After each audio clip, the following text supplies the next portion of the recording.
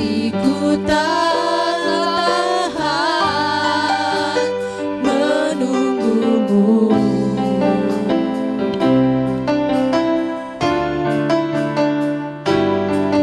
Bagai tanah gersang menanti datangnya hujan,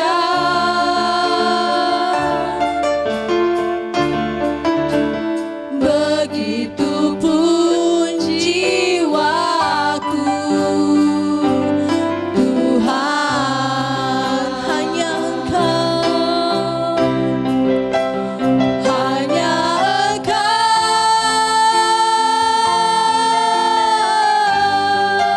pribadi yang mengenal hatiku.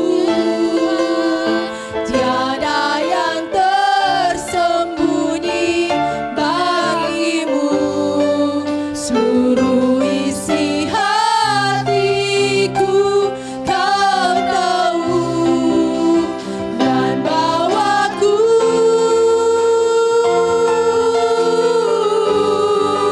untuk lebih dekat lagi padamu, tinggal dalam indahnya dekapan kasih-Mu. Sekali lagi, seperti rusa yang haus, rindu aliran sungai-Mu.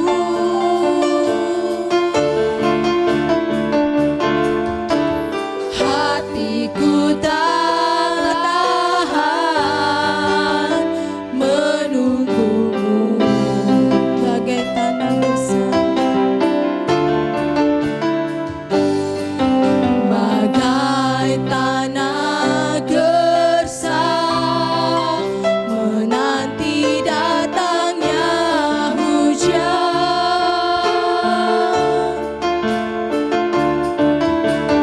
begitupun jiwaku.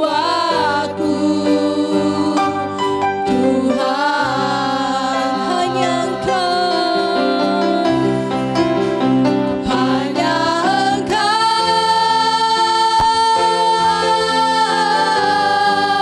pribadi yang mengenal hatiku. Tiada yang tersembunyi bagimu, seluruh isi hatiku kau tahu, dan bawaku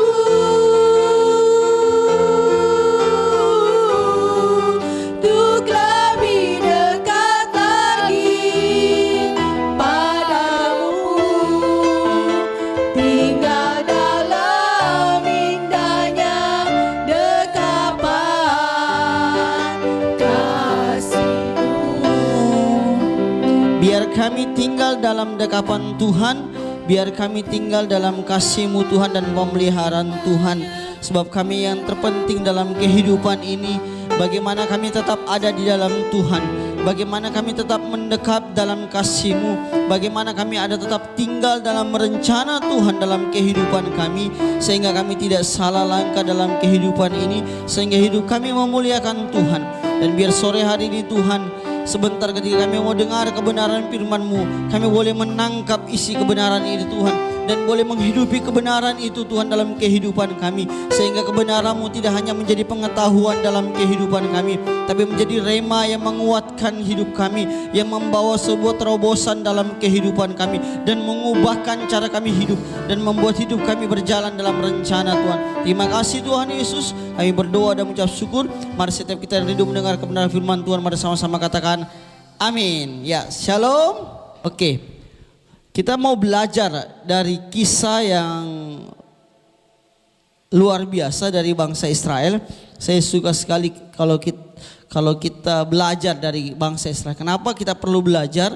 Karena dari bangsa Israel ini kita mengerti banyak hal dan kita mengetahui bagaimana rencana Tuhan itu tidak pernah gagal. Bagaimana ketika dia sudah berjanji, dia akan menggenapi rencana itu, sekalipun dalam proses penggenapan itu ada banyak tantangan, ada banyak rintangan yang menghadang, ada banyak hal yang mencoba untuk menggagalkan rencana Tuhan, tapi kita belajar bagaimana Tuhan tetap menggenapi janjinya atas bangsa Israel. Kita mari sama-sama buka di dalam Hakim-Hakim pasal yang ketiga.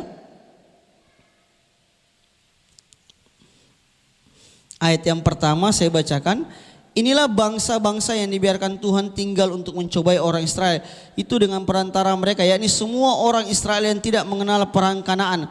Maksudnya hanyalah supaya keturunan orang Israel yang tidak mengenal perang, yang sudah-sudah dilatih berperang oleh Tuhan. Yang tinggal ialah kelima raja kota orang Filistin dan semua orang Kanaan, orang Sidon dan orang Hewi yang mendiami pegunungan Libanon, dari gunung Baal Hermon sampai ke jalan yang menuju ke Hamat. Jadi kalau kita baca di dalam Hakim-Hakim ini, kita akan menemukan bagaimana Israel menjadi bangsa yang kemudian berhasil menduduki Kanaan. Mereka berhasil melihat bagaimana janji Tuhan itu tergenapi atas kehidupan mereka.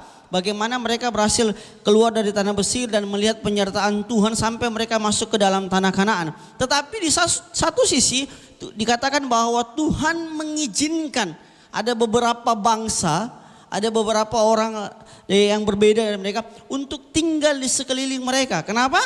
Karena begini, karena bangsa Israel itu adalah bangsa yang, kalau saya boleh katakan, adalah bangsa yang tidak bisa punya rasa syukur. Jadi Tuhan sengaja membiarkan bangsa itu supaya mereka tidak tinggal dalam kehidupan yang zona nyaman. Sekalipun janji Tuhan itu justru merupakan sebuah kenikmatan, merupakan zona nyaman bagaimana mereka hidup di tanah Kanaan yang berlimpah susu dan madu, bagaimana tanah itu adalah tanah yang subur, ya kan?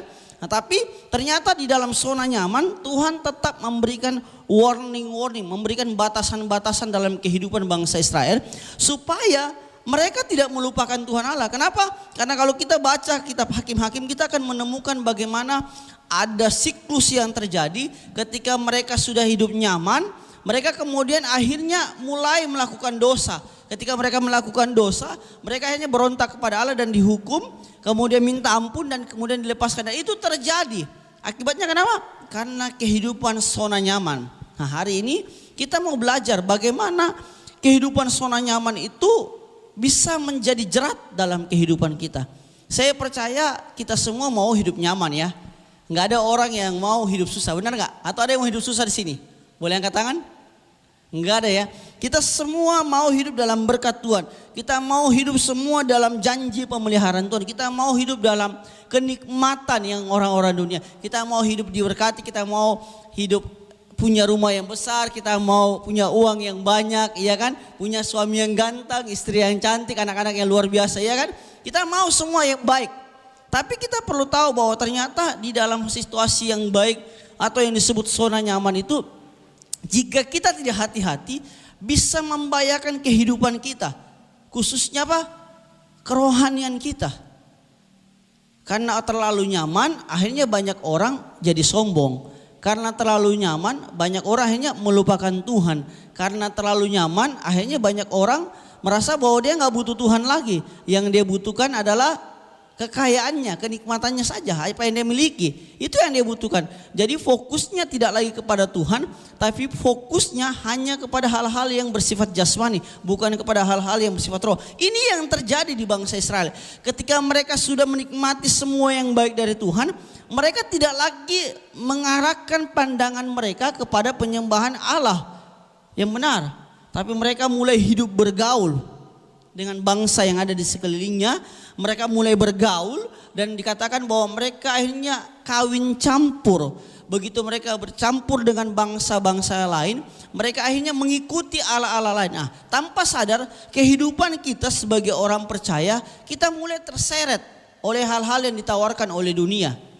Ya kan? Kita mulai nyaman, oh iya pokoknya kalau mau ibadah, saya mau cari gereja yang pokoknya sudah aman lah. Kalau bisa sudah jemaatnya banyak, sudah AC dingin gitu kan, pemusiknya jago ya. Kalau enggak ya enggak lah, itu bukan gereja katanya. Ya kan? Itu enggak ada Tuhan. Jadi kita mengukur banyak hal dalam kebutuhan rohani kita diukur dari apa yang kita lihat. Itu contoh mengenai beribadah. Kemudian mengenai cara melayani, kita mau bilang, aduh saya cuma mau melayani kalau saya berada sama lingkungan orang-orang yang punya kemampuan, dia jago ini. Saya maunya melayani sama orang-orang jago aja, orang-orang yang kaya aja. Kalau sama yang miskin-miskin saya nggak mau pelayanan. Kita mau melayani kalau sama orang-orang yang diberkati Tuhan aja. Tapi kalau dibawa ke daerah-daerah yang susah kita nggak mau. Nah, ini yang disebut zona nyaman dalam kehidupan kita, ya kan? Kita hanya memilih yang menurut kita ukur dengan takaran jasmani kita. Kita lupa bahwa hal-hal ini sebenarnya menjadi jerat buat kita. Kalau ketika kita sudah mulai melayani ada standar yang kita bangun, tapi standar ini tidak sesuai dengan kebenaran firman Tuhan.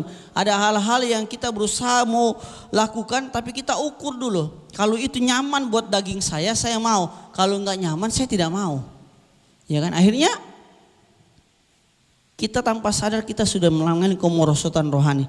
Dan akhirnya gara-gara kemerosotan rohani yang dimiliki oleh bangsa Israelnya, Tuhan menghukum mereka.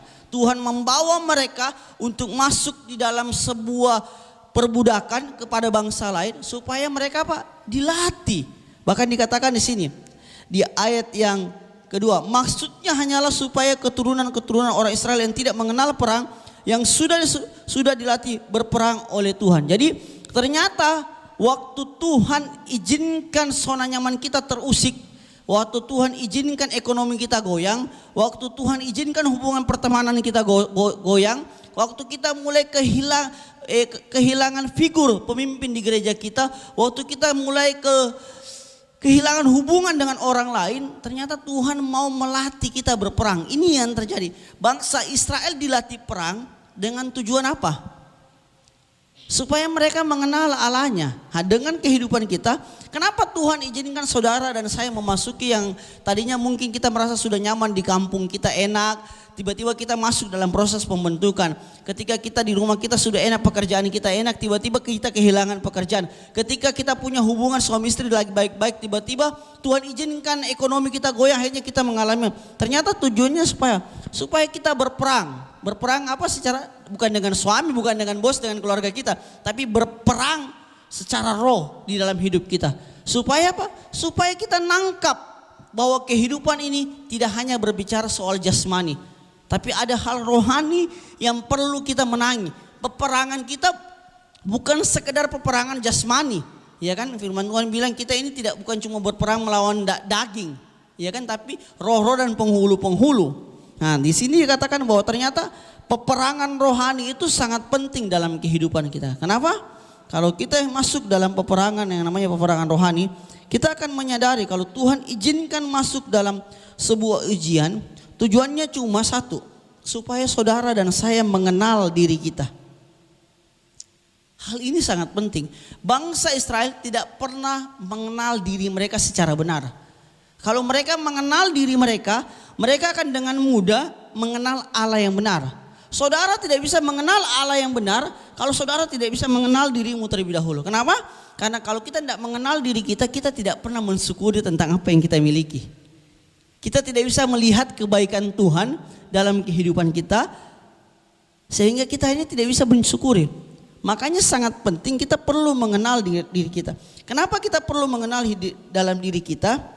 Ternyata tujuannya segini, waktu zona nyaman itu kita masuki dalam kehidupan kita, ada hal-hal yang mengancam hidup kita. Dan ketika hal-hal itu mengancam hidup kita, kita menjadi orang yang tidak bisa mengerti tentang kehidupan kita dengan cara yang benar. Mari kita buka di dalam Mazmur 139 ayat 13 sampai 16, saya bacakan.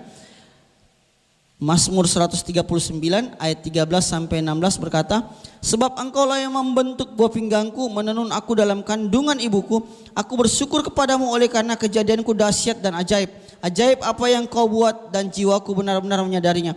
Tulang-tulangku tidak terlindungi bagimu ketika aku dijadikan di tempat yang tersembunyi dan aku direkam di bagian-bagian bumi yang paling bawah. Matamu melihat selagi aku bakal anak dan dalam kitabmu semuanya tertulis hari-hari yang akan dibentuk sebelum ada satupun daripadanya. Ternyata begini Bapak Ibu, kalau kita mengenal diri kita, kita akan masih menemukan bahwa yang dikatakan Mazmur bahwa Tuhan sendiri yang membentuk kita. Artinya apa? Tuhan sendiri yang mengizinkan proses itu. Sama dikatakan di dalam Hakim-Hakim tadi dikatakan seperti ini, bahwa Tuhan sengaja mengizinkan ujian itu datang supaya kita berperang, supaya kita dilatih. Tuhan mau melatih hidup kita, supaya saudara dan saya mengenal hidup kita. Ada banyak orang dia nggak tahu posisi dirinya siapa. Dia cuma tahu ya, udah saya begini-begini aja. Padahal enggak, waktu kita dilatih perang, itu Tuhan sedang mau bawa kita untuk upgrade, naik hidup kita. Tuhan mau meningkatkan kemampuan kita. Kalau kita nggak pernah berlatih, kita nggak pernah jago. Seorang pemain bola butuh latihan. Waktu dia terus berlatih, akhirnya kemampuannya meningkat, ya kan? Nah, demikian kita juga dengan Tuhan. Kita nggak bisa menjadi pahlawan-pahlawan iman, kita nggak bisa menjadi prajurit-prajurit Tuhan, tentara Tuhan, kalau kita nggak pernah mengalami Tuhan dalam kehidupan kita lewat peperangan yang kita alami. Makanya Tuhan izinkan badai itu datang supaya mengenal diri kita. Dalam apa? Dalam hal emosi. Banyak orang dia melihat orang-orang yang menyakitinya dia itu sebagai sebuah ancaman. Dia melihat orang-orang yang jahat itu sebagai musuh. Padahal enggak, waktu ada orang lain yang sedang menyakiti kita, urusannya bukan tentang bagaimana perbuatan dia, tapi urusannya adalah bagaimana tentang kita melatih respon kita untuk membalikan keadaan, untuk memperkatakan hal-hal yang baik tentang dia. Jadi waktu Tuhan sedang melatih emosi kita, kadang-kala Tuhan izinkan orang-orang yang menyakitkan, mengiris-ngiris kita secara daging.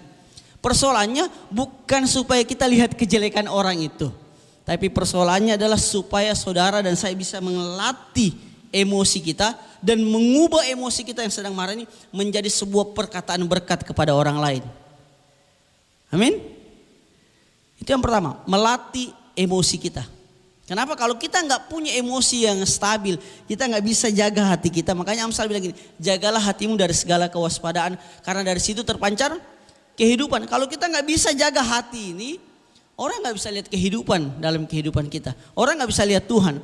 Makanya supaya Tuhan nyata, Tuhan mengizinkan latihan-latihan emosi ini supaya kita menjadi orang yang stabil, orang yang bisa menunjukkan tentang Tuhan itu hidup di dalam kita. Ya kan? Kalau Tuhan nggak hidup dalam hidup kita, maka cenderungan orang bilang begini, kayaknya dia itu dipenuhi oleh roh jahat dalam kehidupannya. Kayaknya kehidupannya itu bukan orang Kristen. Tapi kalau kita punya emosi yang baik, kita punya self control yang baik terhadap emosi kita, mau orang sakitin kita, mau orang ngomong bagaimana, mau situasi yang bagaimanapun tidak menyenangkan dalam lingkungan kita, kita bisa tetap menjadi orang yang sabar. Kita bisa tetap melihat apa? Rencana Tuhan. Bangsa Israel gagal di sini. Ketika sudah nyaman, ya kan? Mereka tidak mampu mengontrol emosinya, egonya. Akhirnya apa? Bukan lagi rencana Tuhan yang diingat, bukan lagi firman Tuhan yang diingat, tapi egonya. Akhirnya apa? Dia mulai mengambil anak-anak perempuan dari bangsa lain. Begitupun juga memberikan anak-anaknya kepada bangsa lain.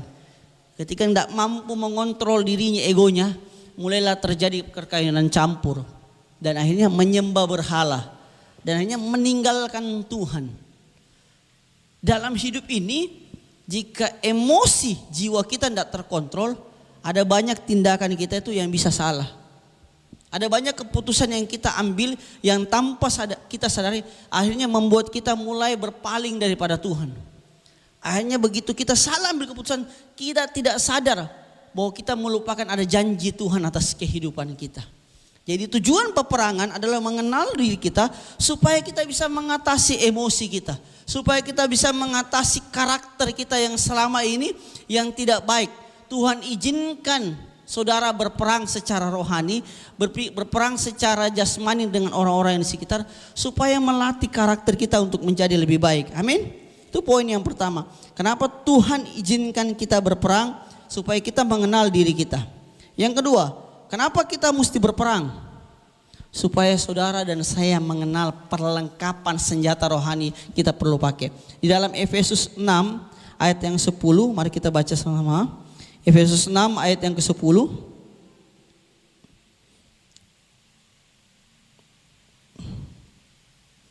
Dikatakan begini, akhirnya hendaklah kamu kuat di dalam Tuhan, di dalam kekuatan kuasanya. Kenakanlah seluruh perlengkapan senjata Allah supaya kamu dapat bertahan melawan tipu muslihat iblis. Karena perjuangan kita bukanlah melawan darah dan daging, tetapi melawan pemerintah-pemerintah, melawan penguasa-penguasa, melawan penghulu-penghulu dunia yang gelap ini, dan melawan roh-roh jahat di udara. Jadi dikatakan di sini, di dalam ayat yang 10, akhirnya hendaklah kamu kuat di dalam Tuhan, di dalam kekuatan kuasanya. Hidup ini perlu kita sadari bahwa firman Tuhan berkata, terkutuklah orang yang mengandalkan manusia dan diberkatilah orang yang mengandalkan Tuhan. Ada banyak kali ketika kita mulai mengalami masalah, kita mulai mengandalkan kekuatan kita. Baru-baru ini saya berdoa buat seseorang lah, bersama dengan istriku ya. Doain orang, terus dia bilang gini, Pak, saya bilang gini sama Tuhan, kenapa Tuhan izinkan saya dapat masalah begini? Di mana Tuhan? Gimana? Perkataannya biasa? Kelihatannya biasa aja. Tapi tahu nggak, waktu itu diucapkan, kenapa Tuhan izinkan saya mengalami masalah ini? Di mana Tuhan? Itu tanda kita sedang tidak mempercayai Tuhan. Kita tidak pernah mempercayai ada kuasa Tuhan yang kita miliki di dalam kehidupan kita. Waktu kita nggak bisa kenal diri kita nggak bisa lihat kuasa Tuhan terjadi dalam kehidupan kita. Ketika kita nggak bisa lihat kuasa Tuhan, kita nggak akan pernah melihat kemuliaan Tuhan dinyatakan, pembelaan Tuhan dan berkat Tuhan terjadi atas hidup kita.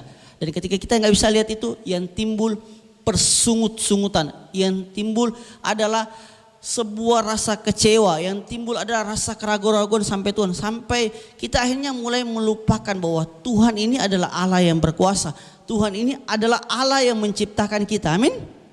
Jadi mari sadari bahwa kita perlu berperang supaya saudara dan saya melihat kuasa Tuhan, mengenal perlengkapan senjata rohani yang kita miliki, mengenal seluruh perlengkapan senjata yang kita miliki untuk menghadapi peperangan. Dikatakan di dalam Efesus begini, sebab itu ambillah seluruh perlengkapan senjata Allah supaya kamu dapat mengadakan perlawanan pada hari yang jahat itu dan tetap berdiri sesudah kamu menyelesaikan segala sesuatu. Jadi berdirilah tegap, berikat pinggangkan kebenaran, berbaju sirah keadilan, kakimu berkasutkan kerelaan untuk memberitakan Injil dalam segala keadaan.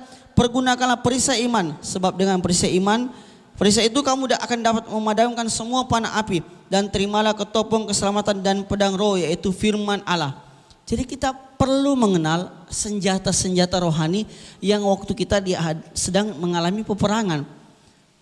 Salah satunya apa? Firman Allah. Makanya kalau kita sedang diuji, mari kita ingat, yang kita ingat itu firman Tuhan. Ya kan? Waktu kita melangkah dalam kebenaran. Ya kan? Bukan melangkah kepada hal yang salah. Bagaimana kita bisa menggunakan senjata rohani kalau kita nggak pernah baca firman Tuhan? Jadi sangat penting buat hidup kita, membangun hidup kita itu dengan firman Allah. Pedang roh. Ya kan? Banyak orang merasa bahwa saya ke gereja cukup. Enggak, Bapak Ibu. Ke gereja aja nggak cukup. Tapi kita perlu menggunakan kebenaran firman Tuhan dalam kehidupan kita. Dengan cara apa? Mulai membaca kebenaran firman Tuhan. Ketika kita membaca kebenaran firman Tuhan, maka kita akan melihat bagaimana kebenaran firman itu akan hidup menjadi rema dalam kehidupan kita ketika kita sedang mengalami ujian. Ketika Bapak Ibu sedang mengalami tekanan dan ketika Bapak Ibu mulai tunduk dan berkata, Tuhan tolong saya.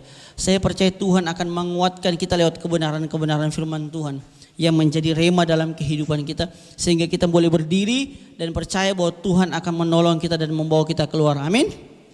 Oke, demikian firman Tuhan. Mari tundukkan kepala kita. Kita mau perjamuan kudus. Kita mau bersekutu dengan tubuh dan darahnya. Sebab apa yang telah kuterima daripada Allah telah kuteruskan kepadamu waktu malam ia sebelum disalibkan, ia mengambil roti dan ia memecah-mecahkannya.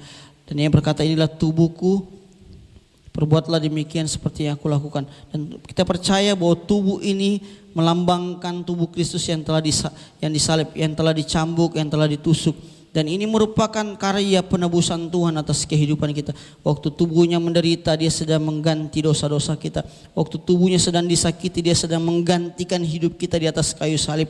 Supaya kita yang berdosa dibenarkan. Supaya kita yang berdosa ini diselamatkan dan menerima keselamatan. Mari kita makan bersama-sama tubuh yang sudah menebus hidup kita. Tubuh yang sudah memberikan kekuatan dan memulihkan hidup kita. Dalam nama Tuhan Yesus.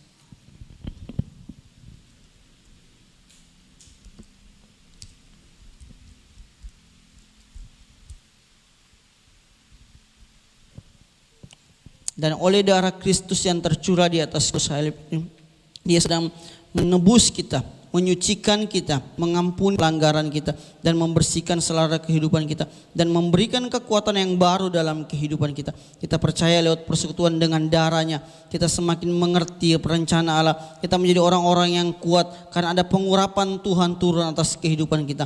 Mari kita sama-sama minum anggur ini Tuhan, di dalam nama Tuhan Yesus Kristus.